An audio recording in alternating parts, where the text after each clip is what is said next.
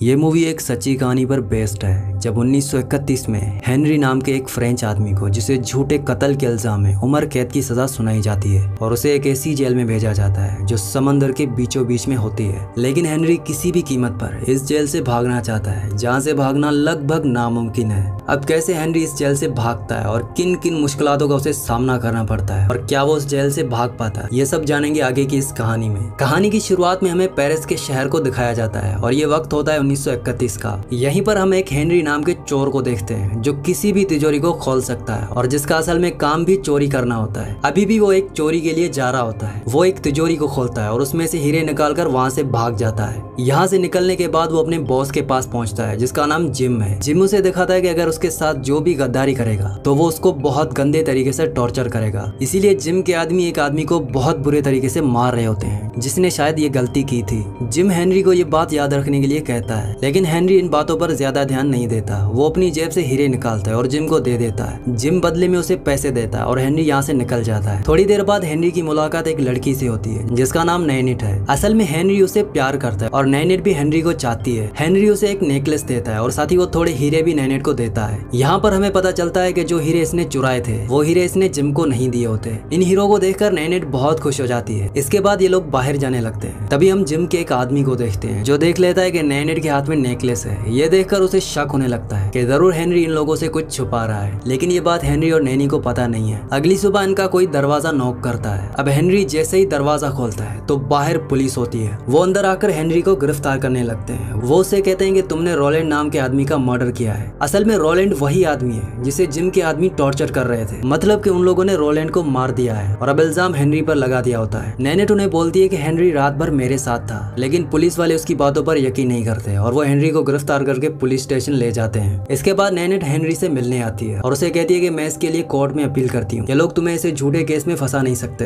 Henry कहता है कि मुझे पूरा यकीन है कि इसके पीछे जिम का हाथ है। ये सब एक सोची समझी साजिश है। उसने मुझे जानबूझकर इस मर्डर केस में फंसाया है। तुम चाहे कुछ भी कर लो, वो लोग मुझे यहाँ से नहीं निकलने देंगे। तुम्हारे लिए बेहतर यही होगा कि तुम सारी चीजों को भूल जाओ और मुझे भी। लेकिन नैनेट उसे कहती है कि मैं तुम्हें नहीं भूल सकती और ये कहकर वो यहाँ से चली जाती है। तब हेनरी कहता है कि चाहे कुछ भी हो जाए मैं इस जेल से भाग जाऊंगा। इसकी बात को पास वाले सेल में एक कैदी सुन लेता है जिसका नाम होता है जूलियट। वो हेनरी को कहता है कि तुम कभी भी यहाँ से भाग नहीं पाओगे और अगर तुम जेल से भाग भी गए तो वहाँ से बाहर जाने के लिए तुम्हें पैसों की जरूरत पड़ेगी। कल हमें एक आइलैंड पर शिफ्ट कर दिया जाएगा जहाँ से भागना मुश्किल ही नहीं बल्कि नामुमकिन है। अगले दिन सारे कैदियों को एक जहाज में लाया जाता है जो उन्हें उसी आइलैंड पर लेकर जा रहा होता है जहाँ पर जेल है और वो समंदर के बीचों बीच है। ये सारे लोग यहाँ से जा रहे होते हैं। तभी जूलियट हेनरी को एक आदमी दिखाता है जिसका नाम होता है लुइस डेगा। दरअसल लुइस डेगा एक करोड़पति आदमी होता है और सबको लगता है कि उसने बहुत सारे पैसे अपने पेट में छुपा कर रखे हैं। जूलियट कहता है कि अगर तुम्हें यहाँ से भागना है तो उसके लिए तुम्हें पैसे सिर्फ डेगा दे सकता है और ये बात हेनरी अपने माइंड में सेव कर लेता है। अब जब ये लोग जा रहे होते हैं तो इसी बीच हेनरी डेगा से बात करने की कोशिश करता है और उसे कहता है कि शायद तुम्हें पता नहीं है कि ये जेल कितना खतरनाक है। ये जेल चोरों से भरा पड़ा है। तुम ज्यादा दिन तक यहाँ पर सरवाइव नहीं कर पाओगे, इसीलिए मैं चाहता हूँ कि तुम मेरे साथ आओ। मुझे थोड़े पैसे चाहिए यहाँ से भागने के लिए। बदले में मैं तुम्हें सिक्योरिटी दे सकता हूँ। तुम्हें कोई भी टच नहीं कर सकता जब तक मैं यहाँ हूँ। लेकिन डेगा को इन बातों पर यकीन नहीं होता और वो कहता है कि मैं अपना ख्याल खुद रख सकता हूँ। अब इसके बाद रात में जैसे ही डेगा की आंख लगने वाली होती है वो देखता है कि उसके पास एक आदमी आता है और डेगा के पास में जो एक आदमी सोया होता है वो उसे मार देता है और उसके पेट को फाड़कर अंदर से उसके पैसे निकाल लेता है। तब डेगा को एहसास होता है कि अगली बारी उसकी है। अगर कोई उसकी प्रोटेक्शन में नहीं आया तो उसका भी यही हाल होगा। अब सुबह होते ही डेगा हेनरी के पास जाता है और उसे कहता है कि मैं तुम्हें पैसे देने के लिए तैयार हूँ, बस तुम्हें मेरी प्रोटेक्शन करनी होगी जब तक यहाँ पर मैं हूँ। तुम ज्यादा टेंशन मत लो, जल्दी मेरी वाइफ अपील करने वाली है। मैं जल्दी जेल से छूट जाऊंगा, मगर जब तक मैं यहाँ पर हूँ तब तक तुम्हें मुझे प्रोटेक्ट करना होगा। इसके बाद हेनरी भी मान जाता है। अब जैसे ही रात होती है तो दोबारा वही आदमी जिसने कल एक आदमी को मारकर उसके पैसे ले लिए थे वो अब डेगा के पास आता है। लेकिन इससे पहले कि वो डेगा पर हमला करता तभी हेनरी वहाँ पर आ जाता है और इन दोनों की लड़ाई हो जाती है। उनकी लड़ाई को देखकर सारे के सारे कैदी बहुत खुश हो जाते हैं क्योंकि ये लड़ाई बहुत खतरनाक होती है और ये सब हेनरी की तारीफ कर रहे होते हैं। तभी गार्ड्स तक ये खबर पहुंच जाती है और वो अंदर आ जाते हैं और सभी के हाथों को एक एक करके चेक करने लगते हैं कि किसने लड़ाई की है। और जैसे उन्हें हेनरी के हाथों पर जख्म नजर आता है तो वो लोग समझ जाते हैं कि इसी ने लड़ाई की है और इसके बाद हेनरी को कड़ी सजा दी जाती है। इसी बीच जहाज आइलैंड पर पहुंच जाता है। इसके बाद जितने भी बचे हुए कैदी हैं इन सभी कैदियों को यहाँ पर बनी एक जेल में लाया जाता है। तब वार्डन सभी कैदियों को ये बताना शुरू कर देता है कि ये जेल इतना खतरनाक क्यों है।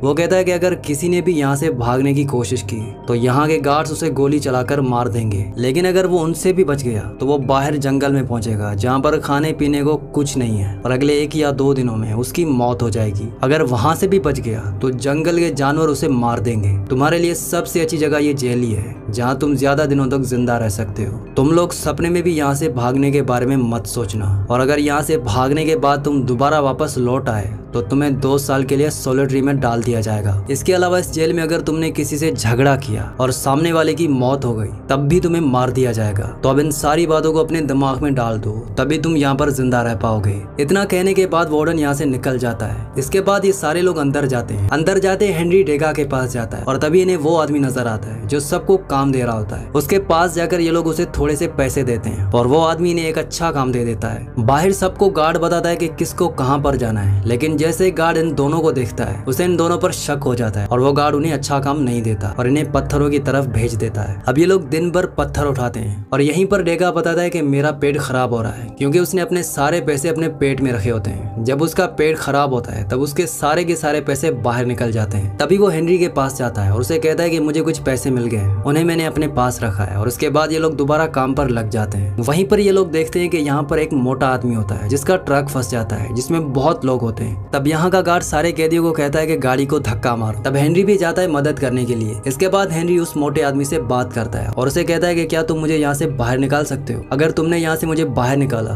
तो मैं तुम्हें $2000 दूंगा। ये बात सुनने के बाद वो आदमी हंसने लगता है और गार्ड्स को बुलाने लगता है। तभी हेनरी इसे बोलता है कि मैं तुम्हें $4000 दूंगा। इस बात को सुनने के बाद ये आदमी चुप हो जाता है और कहता है कि मैं बस अगले 3 दिनों के लिए यहाँ पर हूँ। मेरा जहाज दूसरी तरफ है। अगर 3 दिन के अंदर तुम आ गए तो तुम जहाँ कहोगे मैं तुम्हें वहाँ ले जाऊंगा, लेकिन मुझे $4000 नहीं बल्कि $5000 चाहिए। और हाँ, अपनी बातों से मत मुकरना वरना मैं तुम्हें कहीं नहीं ले जाऊंगा। अब जब गार्ड्स आते हैं तो ये आदमी बात बदल देता है और सब लोग काम की तरफ जाने लगते हैं। लेकिन अब चारों तरफ ये बात फैल चुकी है कि डेगा के पास बहुत सारे पैसे हैं और ये सभी लोग डेगा से पैसे छीनना चाहते हैं। जब ये दोनों नहा रहे होते हैं तभी एक आदमी आकर डेगा पर हमला कर देता है, लेकिन हेनरी के रहते हुए डेगा को कोई कुछ नहीं कर सकता। वो सबसे लड़ना शुरू कर देता है। बहुत देर तक उनके बीच में लड़ाई चलती है। तभी डेगा देखता है कि यहाँ पर गार्ड्स आ रहे हैं। वो सबको कहता है कि रुक जाओ, अगर गार्ड्स ने इन्हें देख लिया तो इनकी बहुत बुरी पिटाई होगी। इसके बाद जब रात होती है तब डेगा को एहसास होता है कि वो जेल से इतनी आसानी से नहीं निकल पाएगा। उसका केस लंबा चलने वाला है। अगर उसकी वाइफ उसका केस लड़ती भी है तो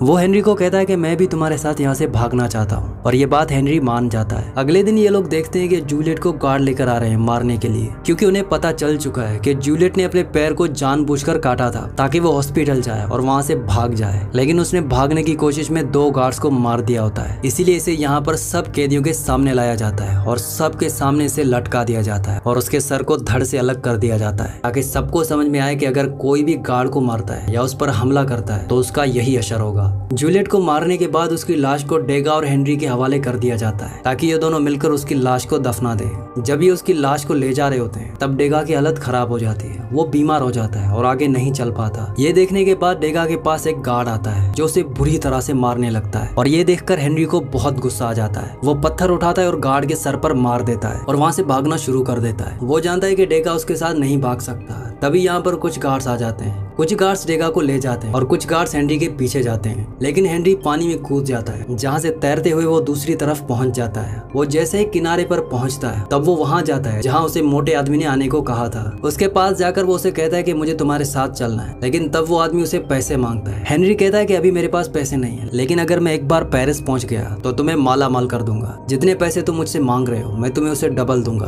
तभी यहाँ पर गार्ड्स आ जाते हैं और वो मोटा आदमी हंसने लगता है और कहता है कि अगर तुम्हारे पास पैसे भी होते तब भी मैं तुम्हें यहाँ से लेकर नहीं जाता, क्योंकि यहाँ का वार्डन मुझे पैसे देता है तुम लोगों से ज्यादा, ताकि मैं तुम्हारे जैसों को पकड़ूं। इसके बाद गार्ड हेनरी को वापस जेल में लेकर आते हैं और वहाँ पर वार्डन आता है। वो कहता है कि तुम्हारी किस्मत बहुत अच्छी है, जिस गार्ड पर तुमने हमला किया था वो जिंदा बच गया है, वरना सबके सामने तुम्हारे सर को भी धड़ से अलग किया जाता। लेकिन तुमने यहाँ से भागने की कोशिश की है, इसीलिए तुम अगले 2 साल तक सॉलिटरी में रहने वाले हो। इसके बाद अगले 2 सालों के लिए हेनरी को सॉलिटरी में बंद कर दिया जाता है। इस जगह पर धीरे धीरे हेनरी की हालत खराब होने लगती है, उसके दिमाग की हालत भी खराब हो रही है। उसे समझ नहीं आ रहा होता कि वो क्या करे। वो अपने आप को बिजी रखने की कोशिश करता है, वो एक्सरसाइज करता है और ज्यादा कुछ नहीं सोचता। लेकिन ये जगह इतनी गंदी होती है कि हर थोड़ी देर में लोग मर रहे होते हैं। उसके आसपास कई कैदी मर जाते हैं। अब हेनरी की तबीयत भी खराब होना शुरू हो जाती है, क्योंकि खाने के नाम पर उसे सिर्फ गंदा पानी दिया जाता है। हेनरी धीरे धीरे मौत के मुंह में जाने लगता है। तभी एक दिन उसे खाना मिलता है। तब वो देखता है कि खाने के अंदर एक नारियल है, जिसमें एक चिट्ठी भी है। चिट्ठी पढ़कर हेनरी को समझ में आ जाता है कि ये नारियल उसके लिए डेगा ने भेजा है, मतलब कि डेगा ने गार्ड को पैसे दिए होते हैं ताकि वो उसे हर रोज एक आधा नारियल दें। इसके बाद हेनरी नारियल खाने लगता है। उसे एक नई उम्मीद नजर आने लगी, लेकिन ये सिलसिला ज्यादा दिनों तक नहीं चलता। एक दिन इस बारे में वार्डन को पता चल जाता है। वो हेनरी के पास आता है और उसे टॉर्चर करता है और उसे पूछता है कि बताओ ये नारियल तुम्हारे लिए कौन भेजता है। लेकिन हेनरी डेगा का नाम नहीं लेता।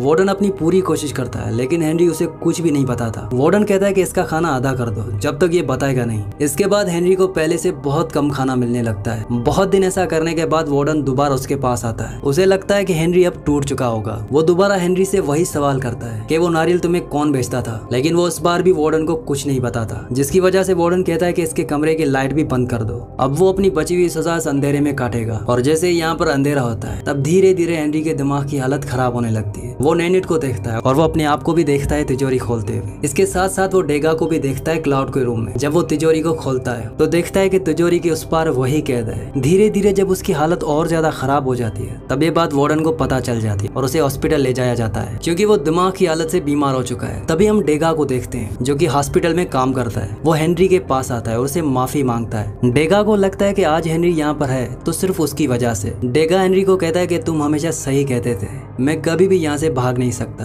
मेरा जो वकील था, मेरी वाइफ उसके साथ ज्यादा टाइम बिताती थी मुझे छोड़ने के लिए। मुझे पता लगा है कि उन दोनों ने शादी कर ली है। वो लोग एक साथ बहुत खुश हैं, मतलब कि अब मुझे छुड़ाने के लिए कोई नहीं आएगा, मैं यहीं पर ही रहने वाला हूँ। तभी डेगा को एहसास होता है कि हेनरी अब तक नाटक कर रहा था। उसके दिमाग की हालत अभी भी ठीक है। वो डेगा को कहता है कि हम यहाँ से जरूर भागेंगे, मेरे पास एक नई प्लानिंग है। जल्दी यहाँ पर सबको मूवी दिखाई जाने वाली है, उसी रात हम यहाँ से भागेंगे। इतना कहने के बाद वो डेगा पर चिल्लाने लगता है ताकि वो सच में पागल है। इसके बाद ये अपने ग्रुप में एक और कैदी शामिल करते हैं, जिसका नाम होता है मेट्रिट। वो उसके साथ भी प्रैक्टिस करता है ताकि जिस दिन मूवी दिखाई जाएगी उस दिन इन्हें क्या करना होगा। तब मेट्रिट पूरी प्लानिंग को समझ जाता है। हॉस्पिटल का एक गार्ड जो कि मेट्रिट को पसंद करता है, उसे बस उसका ध्यान भटका के रखना है। इसके बाद हेनरी एक और आदमी को अपने ग्रुप में ऐड करता है, जिसका नाम है सीनियर। सीनियर के बारे में जैसे ही डेगा को पता चलता है तो वो कहता है कि ये आदमी बिल्कुल भी भरोसे के लायक नहीं है, तुम्हें उसे इस ग्रुप में शामिल नहीं करना चाहिए। मगर हेनरी कहता है कि मैं उसे संभाल लूंगा। फिर ये लोग गार्ड्स को कुछ पैसे देते हैं ताकि ये बेहोशी की दवाई ला सकें। जिस दिन सभी को मूवी दिखाई जाएगी उस दिन ये लोग गार्ड्स की शराब में बेहोशी की दवा मिला देंगे। जब सारे गार्ड्स बेहोश हो जाएंगे तब आसानी के साथ ये सब लोग भाग सकते हैं। अब रात में जैसे ही मूवी की शुरुआत होती है तो डेगा जाकर शराब की बोतल मांगता है और उसमें बेहोशी की दवाई मिलाकर सारे गार्ड्स को पिलाने लगता है। दूसरी तरफ हम मेट्रिट को देखते हैं, जिसके पास वो आदमी आता है जो उसे पसंद करता है। मेट्रिट उसको वहाँ से दूसरी जगह पर ले जाता है और सारे लोग मिलकर उस पर हमला कर देते हैं। मेट्रिट बहुत ही गुस्से में होता है, वो उस आदमी को पीटता रहता है। जैसे ये बात गार्ड्स को पता चलती है वो भागते हुए आते हैं, लेकिन अब दवाई का असर हो चुका होता है, जिसकी वजह से वो बेहोश हो जाते हैं। दूसरी तरफ हम हेनरी को देखते हैं, जो अपने साथियों के साथ मिलकर बाकी गार्ड्स पर हमला करता है और ये भागते हुए पहुंच जाते हैं दरवाजे तक, लेकिन डेगा अभी भी पीछे है। सीनियर ने कहता है कि हमें यहाँ से जाना पड़ेगा, लेकिन हेनरी कहता है कि मैं डेगा के बगैर नहीं जाऊंगा। तब इनके बीच में बहस होने लगती है और इसी बीच में डेगा आ जाता है। उसके हाथ में एक दरवाजे की चाबी होती है। इसके बाद ये सब आगे बढ़ने लगते हैं। पूरी जेल की बिजली गई हुई है, इसीलिए इनमें से किसी को पता नहीं है कि ये क्या कर रहे हैं। तभी डेगा दीवार पर चढ़ जाता है कूदने के लिए और तब वहाँ पर बिजली भी आ जाती है, लेकिन डेगा का पैर कूदने की वजह से टूट जाता है। इस चीज को देखते हुए सीनियर दोबारा कहता है कि इसे हमें छोड़ना पड़ेगा, लेकिन हेनरी कहता है कि मैं इसके बगैर नहीं जाऊंगा। हेनरी डेगा की मदद करता है और ये लोग आगे बढ़ने लगते हैं। इसके बाद जंगल के बीचों बीच जाने के बाद इन्हें एक आदमी नजर आता है जिसके पास बंदूक होती है। हेनरी समझ नहीं पाता कि ये कौन है। तब सीनियर बताता है कि मैंने इस आदमी से बात की थी, ये हमें बोर्ड देने वाला है यहाँ से भागने के लिए। इन्हें अब बोर्ड भी मिल जाती है। इसके बाद ये लोग यहाँ से भागना शुरू कर देते हैं। समंदर के बीचों बीच जाने के बाद इन्हें पता चलता है कि बोट के अंदर एक छेद है जिसकी वजह से बोट में पानी भरता जा रहा है, और ऐसा इसलिए हो रहा है क्योंकि बोट में बहुत ज्यादा वजन होता है। इसके बाद सीनियर सबको कहता है कि हमें डेगा को नीचे फेंकना पड़ेगा, लेकिन हेनरी कहता है कि मैं ऐसा किसी के साथ भी नहीं करूंगा। इसके बाद वक्त ऐसे ही गुजरने लगता है। थोड़े दिनों के बाद सीनियर को एहसास होता है कि यहाँ पर तूफान आने वाला है। तब चुपके से सीनियर अपना चाकू निकालता है और डेगा को मारने के लिए उसकी तरफ बढ़ता है, पर तभी हेनरी उस पर हमला कर देता है। इनके बीच में लड़ाई होने लगती है। इनकी लड़ाई बहुत देर तक चलती है, लेकिन लास्ट में सीनियर भारी पड़ता है हेनरी पे। वो उसे मारने वाला होता है, तभी अचानक डेगा उसके पीठ पर चाकू मार देता है और यहीं पर सीनियर की मौत हो जाती है। फिर ये उसकी लाश को समंदर में फेंक देते हैं। लेकिन यहाँ पर बहुत ही तेज तूफान आने वाला है। इनमें से किसी को भी उम्मीद नहीं होती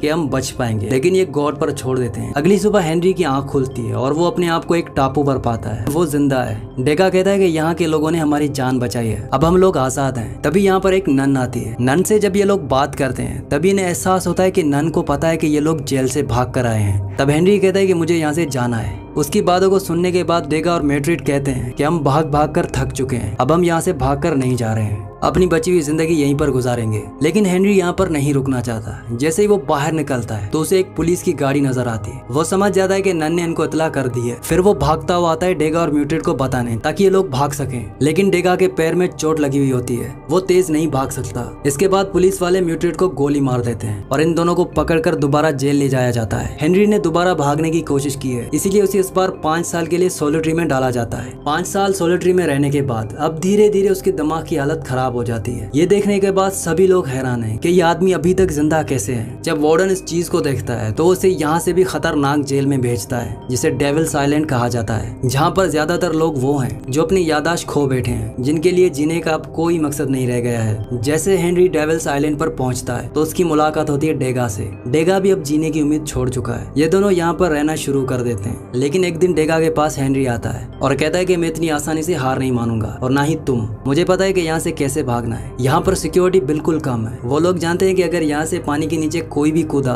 तो वो डूबकर मर जाएगा, क्योंकि आइलैंड पानी के बीचों बीच है, कोई भी यहाँ से नहीं भाग सकता। लेकिन मेरे पास एक रास्ता है। यहाँ पर बहुत सारे नारियल है। अगर हम सारे नारियल को एक जगह पर इकट्ठा करें तब हम उनके सारे पानी पर तैर सकते हैं, क्योंकि यहाँ की लहरें बहुत तेज हैं। हमें सिर्फ पानी के ऊपर रहना है और कुछ नहीं करना। ये लहरें हमें खुद ब खुद भागकर ले जाएंगी। इसके बाद डेगा को भी ये प्लानिंग पसंद आती है। ये दोनों मिलकर नारियल जमा करना शुरू कर देते हैं और आखिरकार वो दिन आ जाता है जब ये पानी में कूदने वाले हैं, मतलब यहाँ से भागने वाले होते हैं। लेकिन जब भागने का वक्त आता है तो डेगा कहता है कि मैं यहाँ से नहीं भागूंगा। बाहर की दुनिया में मेरे लिए कुछ भी नहीं रखा। मुझे पता लग गया है कि मैं इसी जगह के लिए बना हूँ। मैं अपनी आखिरी सांसें यहीं पर लूंगा। तुम्हारे लिए बहुत कुछ है बाहर दुनिया में, तुम कभी भी यहाँ के लिए नहीं बने थे, इसलिए तुम बार बार भागने की कोशिश करते रहे। हेनरी डेगा को समझाने की कोशिश करता है, लेकिन वो साथ चलने से मना कर देता है। वो कहता है कि मैं अब इस आइलैंड का हिस्सा हूँ। तब हेनरी आके उसके गले लग जाता है और उसके बाद वो पानी में कूद जाता है। तब डेगा देखता है कि पानी में कूदने के बाद हेनरी ऊपर नहीं आ रहा। उसे लगता है कि हेनरी मर गया। तभी थोड़ी देर के बाद हेनरी बाहर आता है और डेगा का नाम लेता है। ये देखने के बाद डेगा बहुत खुश हो जाता है कि उसका साथी जिंदा बच गया। हेनरी नारियल की बोट पर लेट जाता है और लहरें उसे बहाकर ले जाती हैं। फिर वक्त ऐसे ही बीतने लगता है। इसके बाद वक्त आता है 1969। तब हम हेनरी को एक प्लेन में देखते हैं जो पेरिस जा रहा है। हेनरी अब बूढ़ा हो चुका होता है। पेरिस जाने के बाद वो एक पब्लिशर से मिलता है। उसने अपनी पूरी कहानी को किताब में लिखा होता है। वो चाहता है कि उसकी कहानी पूरी दुनिया तक पहुंचे। तब पब्लिशर इस कहानी को सुनकर बहुत ही इम्प्रेस हो जाता है। हेनरी बताता है कि मेरी वाइफ ने मुझसे कहा था कि तुम्हारी कहानी पूरी दुनिया तक पहुंचनी चाहिए। इसी के साथ इस मूवी का एंड हो जाता है। अगली कहानी आप किस मूवी पर सुनना चाहते हैं मुझे नीचे कमेंट्स में जरूर बताना। अगर ये वीडियो आपको पसंद आई तो इस वीडियो को लाइक कर देना, और अगर आप मजीद ऐसी वीडियोस देखना चाहते हो तो हमारे चैनल को सब्सक्राइब कर देना।